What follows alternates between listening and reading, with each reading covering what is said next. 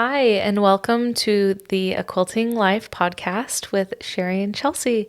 I'm Chelsi Stratton of Chelsi Stratton Designs. And I'm Sherri McConnell of A Quilting Life.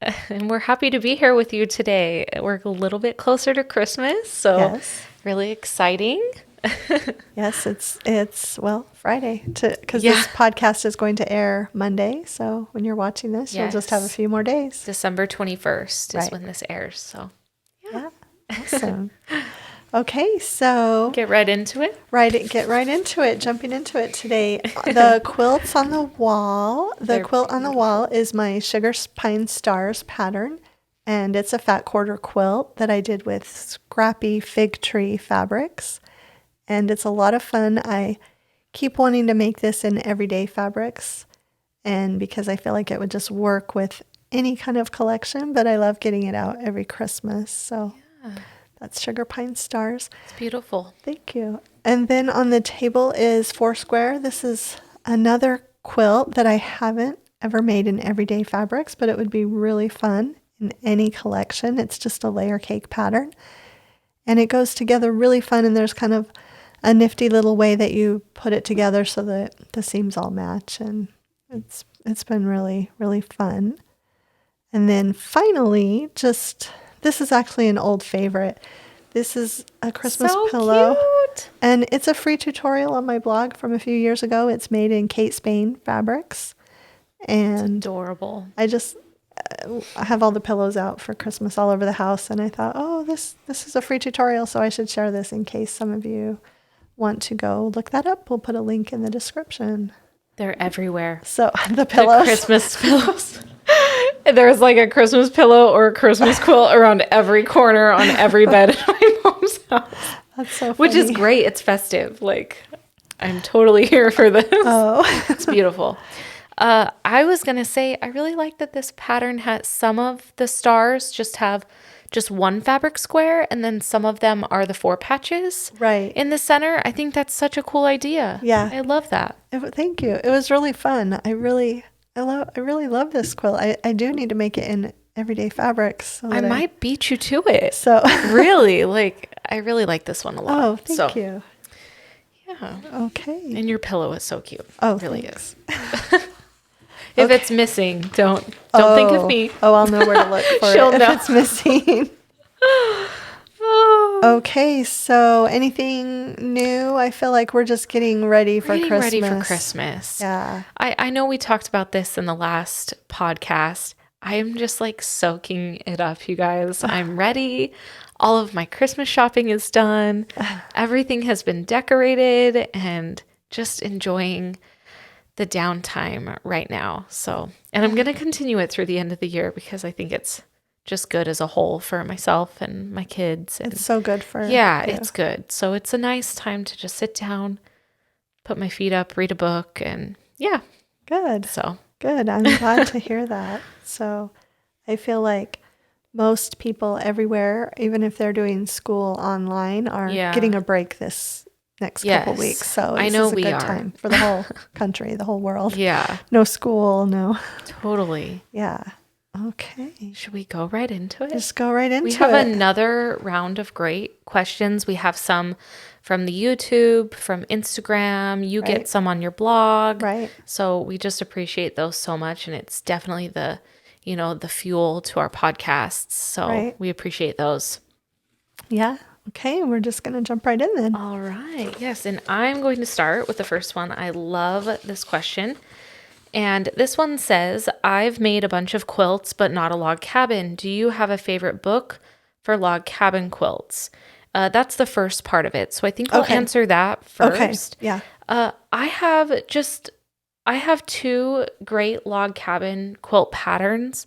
My Heart's at Home and My Heart's at Home too. And what's great is they're both different sizes. So the original Heart's at Home is a bigger block.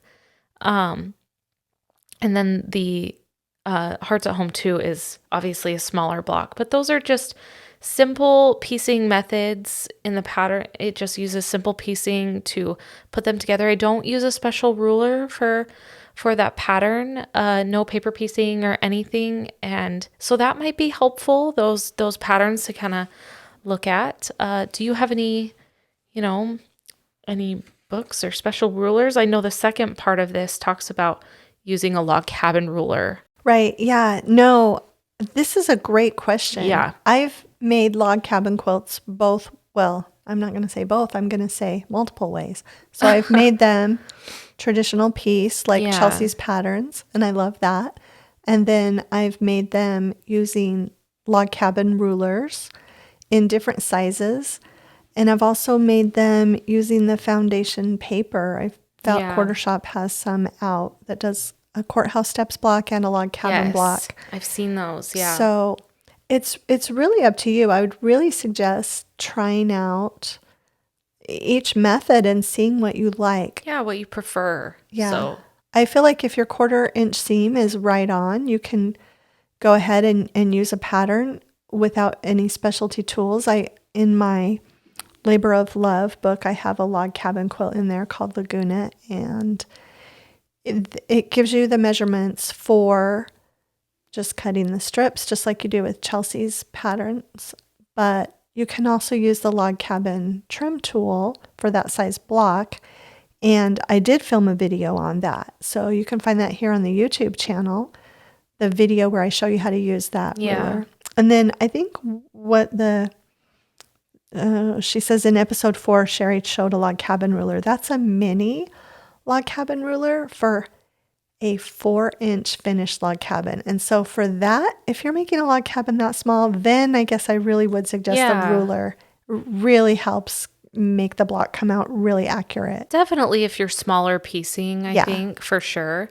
Yeah. I would suggest ruler or paper. For the smaller the log cabin, the more likely the more essential it is that you need to be accurate. So those rulers really help. Yeah. So. And we can put links to that video. Yeah.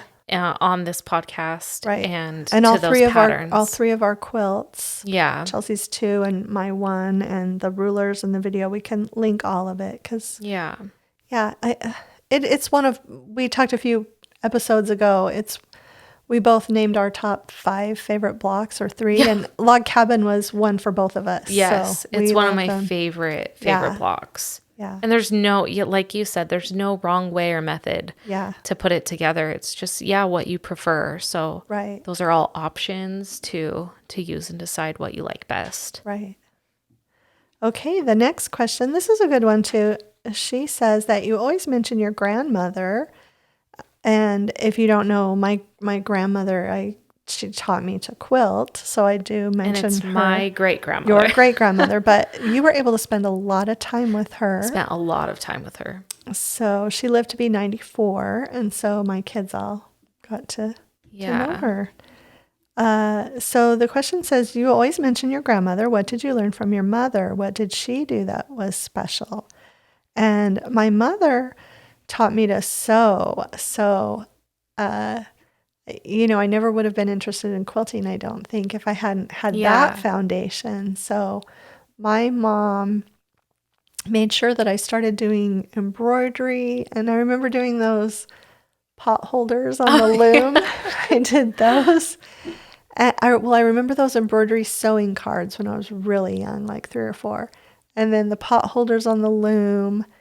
And then rug hooking. Well, I had an aunt who was into rug hooking at the time. And so did the rug hooking. And then when I was 10, my mom gave me a sewing machine and signed me up for a class at Singer Sewing Machine in the mall. And I learned how to make clothes. And I was never going to quilt. I was just going to make clothes. Yeah. So I sewed a lot of clothing in high school, and even at college, I used to make formals for people and do wedding sewing. And so my mom... Didn't you make your own prom dress? Yeah, I made my own prom dress, my own wedding dress. Wedding dress too. Her homecoming dress. I have it. Yeah. Oh, actually, my mom... Do you have the blue one? Yes. My mom she made that? Grandma made that. So, yeah. Grandma made that one. So... sorry, I don't know why all these things are popping in my head. But didn't you make like Miss Nevada's dress too for her competition? Miss Teen Nevada. Miss Teen Nevada. This is my claim to fame. Yeah. What? Yeah, no. So I made my prom dress from this gorgeous, gorgeous Vogue pattern. And it was a designer pattern. I can't remember the designer, but I did it in black satin and it was beautiful. And I wore it to church. And this girl that we went to church with, she competed in pageants and had won the Miss Teen Nevada. And so she wanted a dress just like mine. I made hers red satin, I think. And maybe that was just for the state pageant, because then she went on to the national pageant and I made another dress for her that was gold and hunter green sequins and satin, and it was just gorgeous. Mom, you're so cool. What's happening? Yeah, I have a picture of her somewhere in that dress because that one was on national television. I want to see it. So yeah, I have to find that. So national television. So yeah, I used to. Yeah, so my mom really encouraged me to sew clothing. How old were you when you made those? Oh, 17. Oh my goodness. So. Was she your age as well? Or? No, she was a little bit younger than me, I feel like. So, yeah. I mean, we won't name her name, but no, didn't she date Andre Agassi? She dated Okay, there's some other fun facts. So, yeah. Oh my. What is happening right now? Yeah, it's that's probably why I remember it. That's probably why you remember it. Billy's like, yes, Andre Agassi. Yeah, this is a long time ago. Mom, so yeah. How do I not know this, guys? You learn something new. This is why it's good to have the family powwows and the podcasts, because these things get brought to our attention. So yeah, I'll have to find a picture. I have a picture of her in the green dress. Yes, please. I don't think I can go home without seeing it. So. And I feel like it might be her prom picture or something, because her mom, she wore it to prom also. And so her mom was like, I'll just give you this picture and then you'll always have a picture of her in that dress that you made. So yeah, so that was kind of Look fun. at you. So moral of the story, my mom had a past before quilting but is also associated with sewing. Yes. Yes, thanks to my mom. Yes. See, so she did. She set that foundation. Yeah. I was going to say too, just adding on to the question, I mean, she was also very prevalent in my life. She was, a person, I mean, I spent so much time with her as well. So I had equally wonderful moments with my great-grandmother and my grandma. Right. So good memories with both of them. And she's doing well. She's well. In her late 70s and has some health issues. So she's really, really isolating right now because of everything that's going on, but she's doing well. And that was fun to get that question. Thank you. That was a great question. Look what came about it. So, I had no idea it was going to take this trajectory here. So, I love my mom. Okay, let's move. Okay, the next one. Sherri, what does the 155 represent in Saturday 7 155? And this is a great question.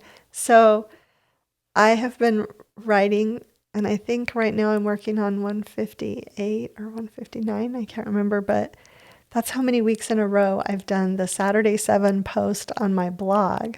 Holy cow. So I number them. So when I started it, I don't know why I started numbering them. But anyway, every Saturday, if you're not familiar with it, I do a blog post with 7 different topics. And it actually ends up, sometimes there are 15 or 20 different things on there, because under recipes, I might share 3 recipes. Or under quilting and sewing, I might share 4 free tutorials that I found on the web that week. So it's just a kind of a potpourri post with all different kinds of things. I can't wait for Saturday 7 1000. Like, I don't know. This is crazy giveaway or something. No, I remember when I made it a year, I was like, wow, I made it a year. That's really cool that you number it though. I like that. Yeah. So that was a fun question to answer too.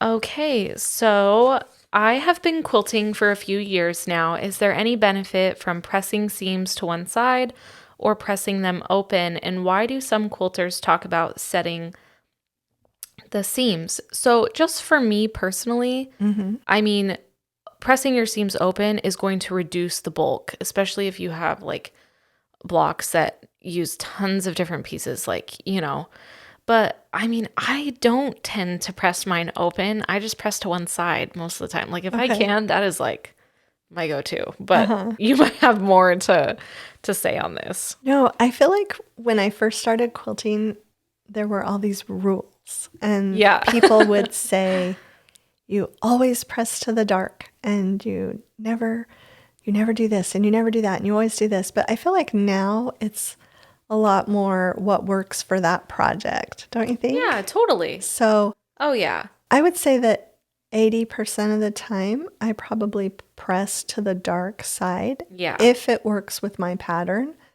And then a lot of times with half square triangles, I press those open if I'm not using triangle paper. If I am using triangle paper, I'll press them to the side. But it just depends on the pattern. If it's something where there's going to be a lot of bulk, I'll make sure that all those seams are pressed open to make it easier for that. I agree with that. I think you're right on that. Like 80% of the time I think it's pretty good. It's a good percentage. But the rules thing, like, Yeah, I feel like we don't kind of have those hard and fast rules in quilting like they used to, maybe. Yeah. I feel like when my grandma taught me to quilt, she told me, now you always have to press them to the dark. But that was kind of the era that she learned to quilt in. So for sure.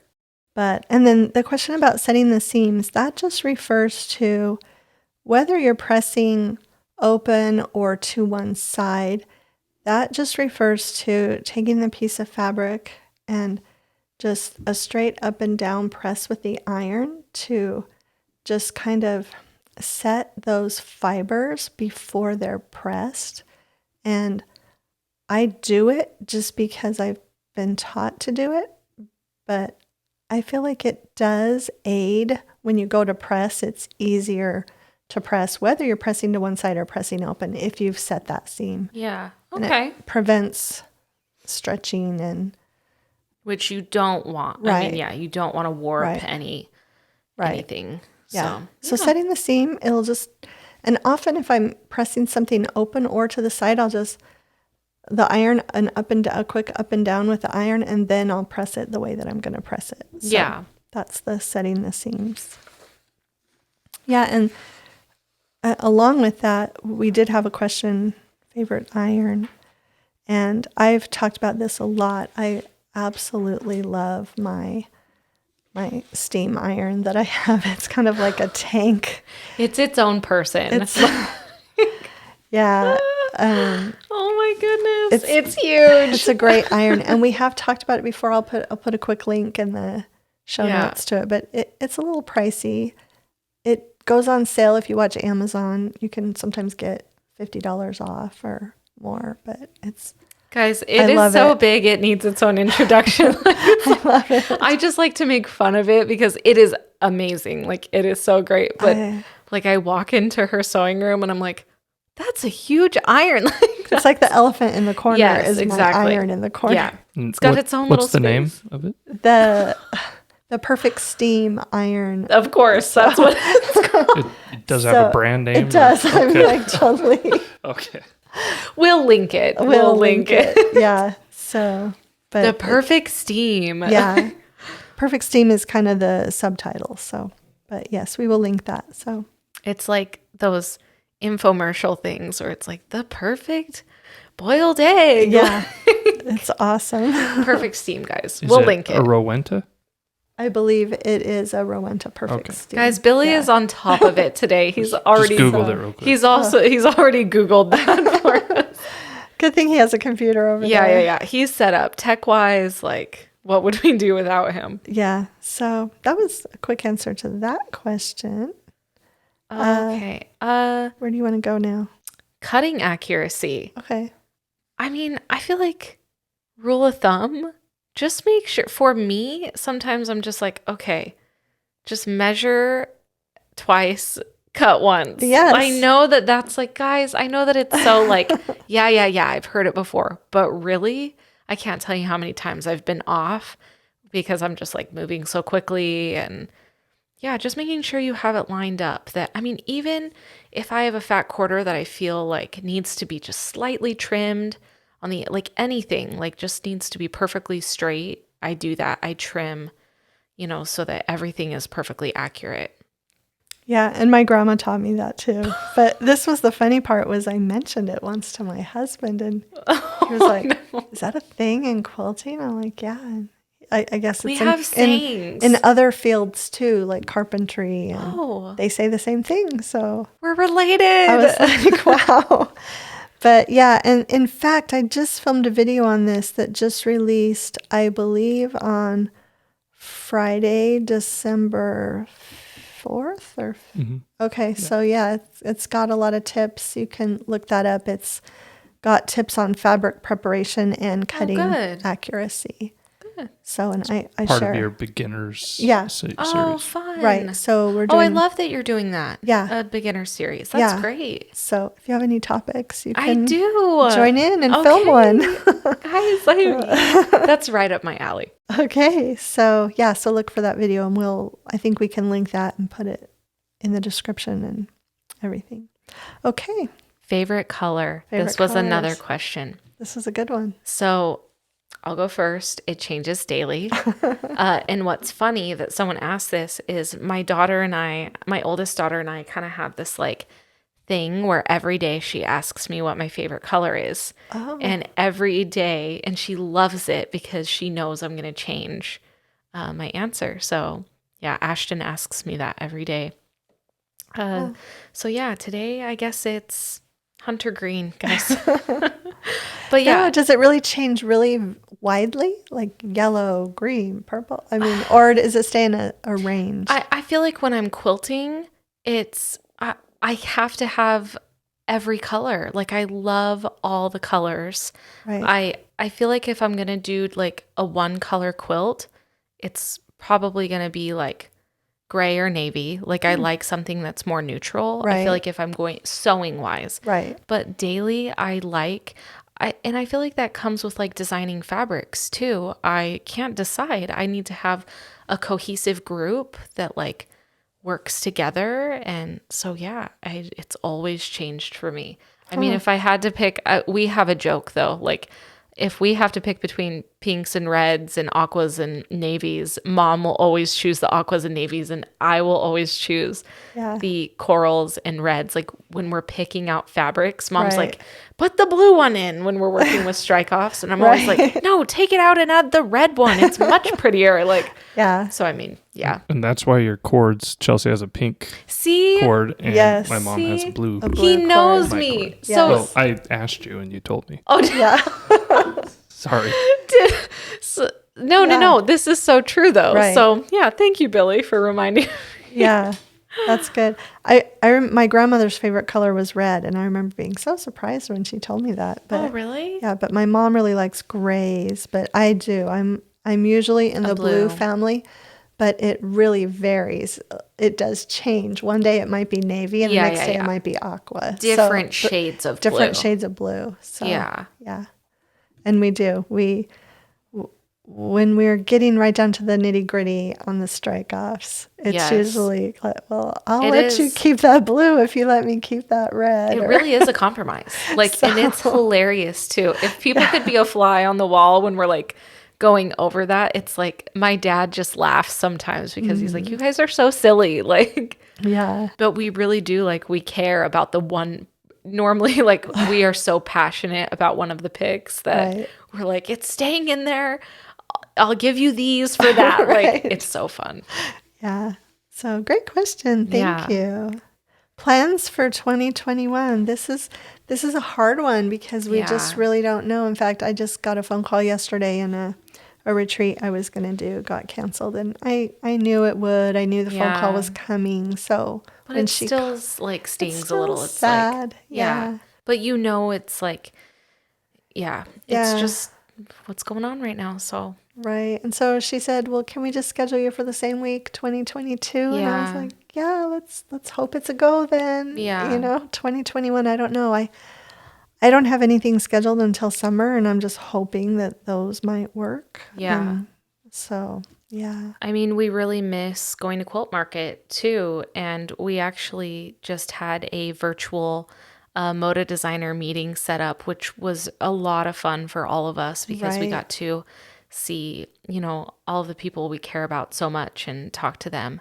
Yeah. So that was good. It helps, having things virtual like that. But we miss, I don't know, 2021 is up in the air. But as far as fabric and patterns, we have some fun fabrics coming in 2021. Really fun fabrics, fun patterns, things like that will still, and that's, a silver lining is we're still able to share, right. Our fabric and, patterns and, right. And we're here with you on the podcast, and that makes me so happy that we have this, that we can connect with people. So so we do plan more videos, more podcasts. Yeah, we have 2 collections completed for 2021 already. So and you're doing a block of the month. Yes, I am doing a new one that will start in January. Yes, we're going to do an instructional video for each block to help out the more beginner. Yeah. Mm-hmm. So. Oh, I love that. So it'll be more like, it'll be step by step instead of just sort of an overview like we've done in the past. So. Right. Cool. Right. It'll be a step by step for each block. So really cool. There are always new things. I have some other things under wraps. I don't know when I can share anything, but we have things will be published in 2021 that have already been made that we can't talk about yet, that we'll be able to share later. Yep. So it hopefully will be a great year. It will, guys. It's going to be a great year, 2021. Yeah. Okay. So, Mom, the next question. What are you going to do for Christmas? Will you be able to be with family? So for us, we just had a small Thanksgiving with you. So we will be doing Christmas on my husband's side. I don't know how that's going to look. It just depends on how everyone else is feeling and just health-wise. And so, that's everything right now. Everything, it varies, and right. It just varies with our state that we live in, Mm-hmm. We just had, some changes in our state. So it all varies, and we're just following, what we need to follow and being together in just the ways that we can. So, right. Yeah. But it will kind be of up in the air, I feel like. Yeah, totally up in the air. But regardless, my plans are just to be home with my family. And actually that's something I've changed in recent years is my kids are getting older, and so they want to stay home for longer so that they can, be with us, have a family breakfast, open Christmas presents. So my family is so like my family, like just my husband and my kids. We're pretty family oriented. So we'll see how it goes, but our whole family is in the state of Nevada, except for one. Our youngest son's in California, and I don't know, they just made some more restrictions, so I guess it depends on if those change by Christmas, if he'll be able to come home or not. So and like his work, right. So he was lucky enough he got home from Thanksgiving right before they put those restrictions in place in his county. So that was good. But we'll see. I won't be able to see my mom. She's up in, 7 hours away. But she is going to be able to be with my brother, who's hopefully. Yeah, I'm so excited. That'll work. He's got a 2-week quarantine that should be done. Over soon? Right. Yeah, right soon. So then he should be able to be with her. So, so that's kind of what that's looking like. The next question. Have you ever hand-stitched an entire quilt, and do you recommend it? And I have hand-quilted small things, and I got a lot of enjoyment out of them when I did them. I feel like I'll do Christmas ornaments, little small things I'll hand-quilt. I haven't ever hand-quilted a really big quilt, but I'm not opposed to it. My grandmother used to do that all the time, and I was amazed how quickly she'd get them done. Yeah. But I haven't ever hand-pieced any blocks. And I know some people will hand-piece the blocks and then hand-quilt. Oh, my goodness. I just have too many things I want to make. I'm too impatient. I feel like hand binding gives me that enjoyment. Right. So, yeah, it gives me that hand stitching enjoyment. I love using my sewing machine. Yeah. So hand binding is what does that for me. I love that because Yeah. I really like hand binding too. So maybe that's why I don't really feel the need to do that. 'Cause totally. I never machine bind. I get the hand stitching there. Yeah. I will say this, a quilt that is so beautiful that I've watched someone work on for years.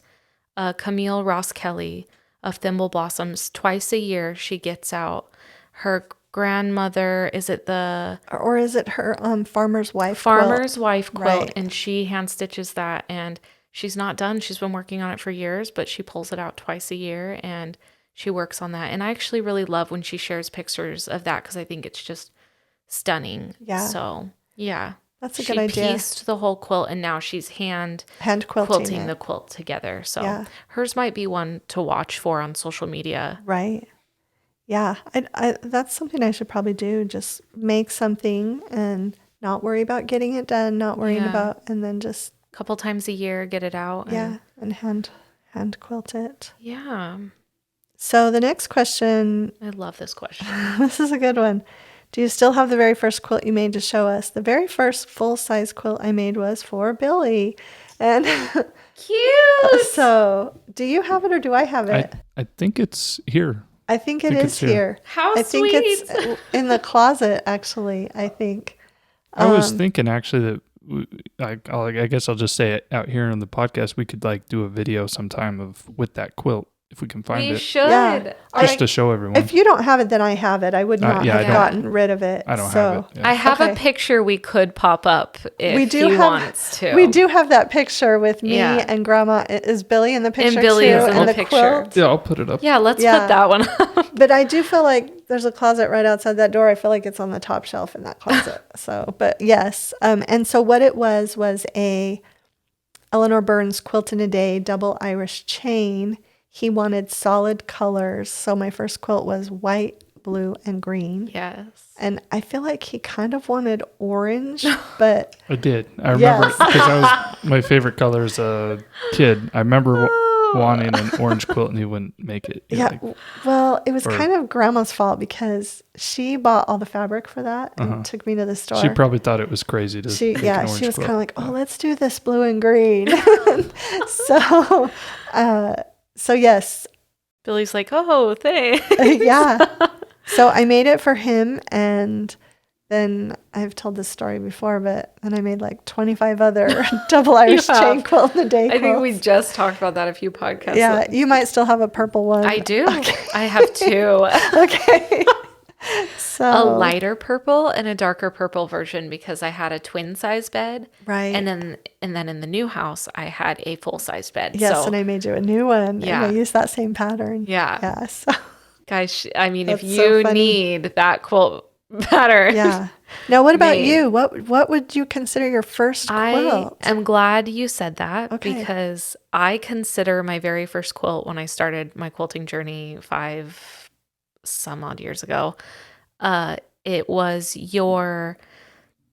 is it called Shine quilt? Oh, yes. And I made it using fig tree reds and greens. It was around Christmas time. Okay. And I finished it on Christmas Eve. And that was like, I don't know why it was so important to me that I finished it before Christmas. It might have, I don't know, maybe before the New Year's was my goal.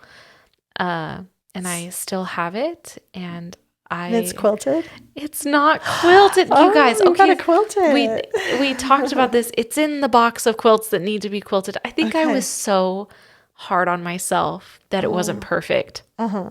But you want to know what? I need to just get it quilted. Yeah. It's beautiful. Yeah. It's really, really pretty, and I was really proud of myself. So that's so fun. Is my first quilt. You need to like push me. I need to just go get it quilted.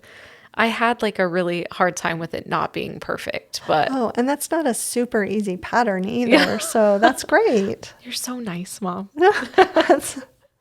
No, you're right. No, but I should. It'd be perfect to quilt for the couch or for the kids. So yeah.